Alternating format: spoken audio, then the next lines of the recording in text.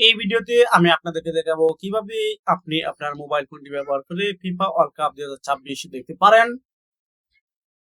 প্রথমে আমি শেয়ার করব ট্রফিক অ্যাপ।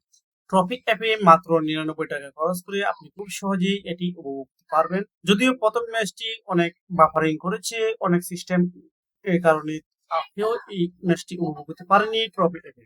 বর্তমানে তারা তাদের এই সমস্যাটি সমাধান করে ফেলেছে। তো আপনি মাত্র 99 টাকা খরচ করে পুরো বিশ্বকাপটি পাস নিয়ে নিতে পারেন ট্রফিক অ্যাপের মাধ্যমে।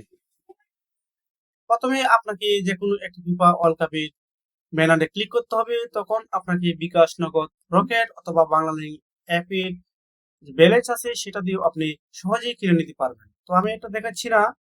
আপনি যদি গ্রামীণ ফোন ইউজার হয়ে থাকেন তো আপনি খুব সহজে বায়োস্কোপে 127 টাকা খরচ করে আপনি এই ফিফা ওয়ার্ল্ড কাপটি উপভোগ করতে পারবেন খুব সহজেই।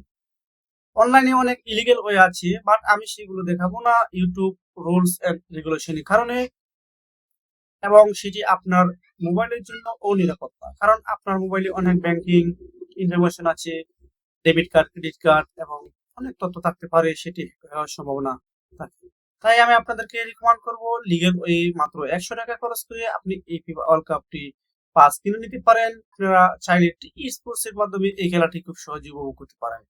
ধন্যবাদ সবাইকে ভিডিওটি উপভোগ করার জন্য। ভিডিওটি যদি একটু হেল্পফুল হয়ে থাকে চ্যানেলটি সাবস্ক্রাইব করে দিবেন। Thanks for watching.